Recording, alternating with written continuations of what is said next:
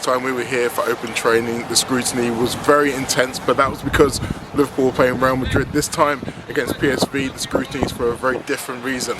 Liverpool are in a very bad run of form, as you all well know, so there's going to be lots of eyes on exactly how they go about their training business, particularly on the likes of Joe Gomez, to see if he can train fully, see if he can get himself back into that Liverpool side. In terms of injuries, there are no new returnees, so no sign of foreign verts, but there are no new injury absentees either. So it's the same squad as Liverpool had for the last game against Nottingham Forest. We'll be hearing from Arne Slot to know exactly how he's preparing his side, how he picks him up off the floor to get onto the next round of the Champions League. And we'll also be hearing from Cody Gakpo as well about playing against his former side once again. So stay tuned for that later this afternoon. Hello everyone, welcome to the latest edition of the press conference review. As you can tell, I've got a little bit of a special location for this one. I am indeed in the stands at Anfield.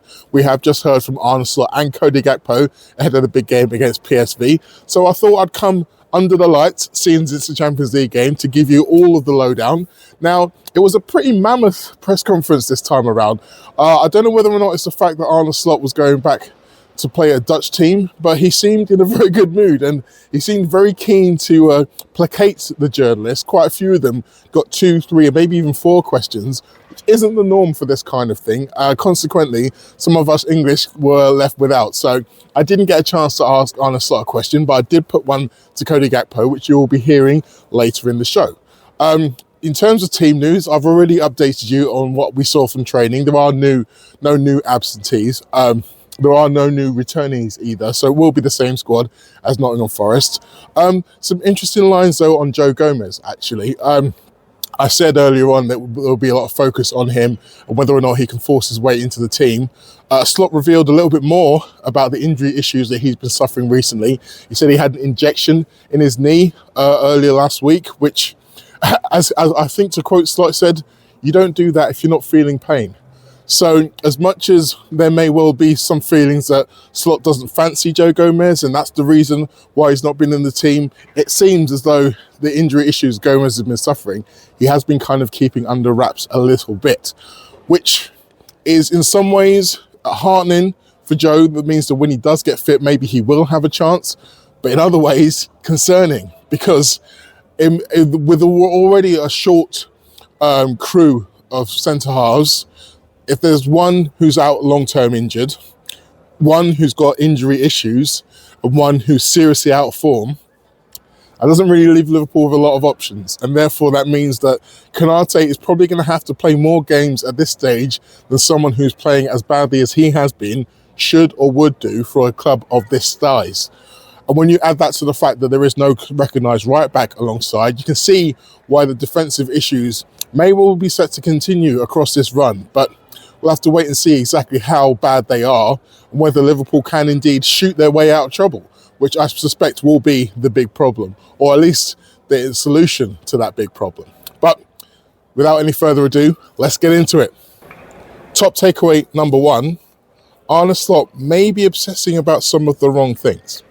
Now, he was asked about the difference between being behind and being in front and again, and we talked about the half hour at the beginning of the Nottingham Forest game that was everything he wanted except the goals. He did say that he was a little bit disappointed that Liverpool didn't score when they were on top, but one of the things that he said to make his strikers and his forwards feel better was that he pointed to the stat that they put more crosses in. I think it was said 6 or 7 times more crosses in than the opponents. And that was seen as a good thing, that Liverpool were getting into good positions to cross the ball and making things happen, etc., etc. However, I'm not sure that is a good thing, particularly when you're playing a team like Nottingham Forest. Because if there's one thing you know about Nottingham Forest defensively, in the middle of their defence, they've got Milenkovic and Murillo, who are good at heading balls out. They could head stuff away for 90 minutes, no problem. So accentuating the fact that Liverpool did lots of crosses may sound good, but in this particular game, it's not really effective. It felt like a similar thing that Liverpool did when they played against Leicester City at home almost 12 months ago on Boxing Day. And they were bombing crosses and crosses and crosses into the box. And Leicester City's centre-backs were heading them away willy-nilly. And it was only when they stopped doing that that Liverpool were able to try to get some attacking momentum. So it's slightly concerning to hear him say that was what he was using to make the strikers and the forwards feel better. I hope that he had some other things up his sleeve to do that, because it suggests that maybe tactically they weren't attacking Nottingham Forest in the right ways and in the right areas. So I'm hoping that that's just an anomaly, or maybe even one of those situations where he didn't want to go into as much detail with us as he did with his forwards. Top takeaway number 2, Arne is going to stay calm, whether you like it or not. There were lots and lots of talk about Liverpool getting angry at the current situation. Not enough desire, not enough fight, not enough intensity, not enough rage. Lots has been made of Virgil van Dijk's post-match comments where he was talking about how they'd let themselves down, how they wanted to see a bit more fight. Also the fact that apparently he was rather loud in the dressing room afterwards, and he was making noise that so many people outside of the dressing room could hear it. Now, that's all well and good from the senior players. That's exactly what we want from the senior players. Some people have said that they want that for the manager. Quite a few people have compared Arne Slot to Jurgen Klopp, and Jurgen Klopp's propensity to go ballistic occasionally, and how sometimes that's a good thing. We saw last night, you heard from David Moyes about sometimes getting angry is a good thing, even if it means you end up playing with 10 men because you slapped your own player. But the point being, sometimes anger is good. And the fact that Arne Slot doesn't seem on the surface to be the kind of person who gets angry, some people have used that against him. Well, he doesn't care. He is going to continue to be himself. He was calm today. He was making jokes, as he always does in press conferences, wins, lose or draw. He's always in there the same. He's level-headed. So I think in his mind, he believes that if he doesn't get too high, doesn't get too low, tries to stay as analytical as possible rather than emotional, then it will mean that players can sense that he is always the same person. They can trust him when he says things. I still think that there are times when he does get angry, but we just don't get to see them. And in terms of how he views his outward persona, he doesn't see it as important for everyone else can see him get angry at times. He saves that for when it's needed and inside behind closed doors. But yes, in terms of how he is for us, he's not going to be swayed by what fans think he should be doing or what former managers used to do. He's going to be himself and continue to be himself and trust in himself that he can get Liverpool out of this mess. And to be honest, I quite like that. I quite like the fact that he doesn't feel like he has to change who he is to placate other people. So to try and take the pressure off himself, to try and do things that other people want. He's doing the things that the people who hired him for. He's being himself. I hope for his sake that he can find a way through this malaise without having to change anything. But for now, for those of you who are saying, well, I just want him to get angry and thump his chest and thump the table. He's just not that kind of man. Even when he was given the opportunity, when Vinny O'Connor asked him questions about the disparity between some of the refereeing decisions we've seen in terms of goals given and not given for offsides, he didn't bite. He didn't want to go down that road. He's not about to start using those things as a way of getting angry. He just doesn't see it as being productive and helpful. And that's his prerogative. We are just going to have to deal with who he is for as long as he's here. Top takeaway number 3, Liverpool have got a problem when it comes to focus. Now, Arne Slot says something that kind of shocked me, actually. Now, sometimes with Slot, you can't really tell if he's saying something as a joke or if he's being serious, but he was asked about defending, and this was a theme that he returned to quite a few times across this press conference, where it seems that it's clear from him that he puts Liverpool's issues in defence at a higher priority to the issues in attack, almost as if one of them does influence the other. And he mentioned quite a few times about how Forest defended fantastically well, and the only few times Liverpool had to defend, they weren't able to do it. In fact, and this is the point I'm making here, he said that maybe the fact that Liverpool have got so much of the ball, it's actually making it harder to defend, because what that means is that, I think the quote he said was that Nottingham Forest had half an hour of pure defending, so you're in defending mode, you're thinking about defending all the time. Whereas for Liverpool, that first half an hour, they were only thinking about attack, thinking about scoring a goal, they were on the front foot, they were doing all the things they wanted to do. So then when it came to the time to defend, they weren't focused in on it, they weren't able to do it. Now, That might be true, but if it is true, it's not good, is it? I think if you're a defender, however much you think you're going to have the ball, however much you think you're going to be on top, you always need to be thinking about defending. It feels like a bad thing that Slot openly questioned the focus of the defenders because, as I was mentioning, the thing about Joe Gomez, he's a warrior. He's always thinking about the worst case scenario. So that means that the idea of him having to suddenly defend is never that far from his mind. That doesn't seem to be the case with the current crop. And to be fair, when half of your back four are midfielders, it's not entirely that surprising that that instinct for defence is not quite as sharply honed as it would be if they were defenders. So maybe that's the flip side of having so many midfielders in the back line. And obviously you can see benefits from it with Szoboszlai, the way he was able to use his passing and the triangles that he was able to create with Mo Salah and Curtis Jones were a lot more dangerous than what we saw against City, where Konate and Bradley in those positions weren't able to be as progressive with the ball.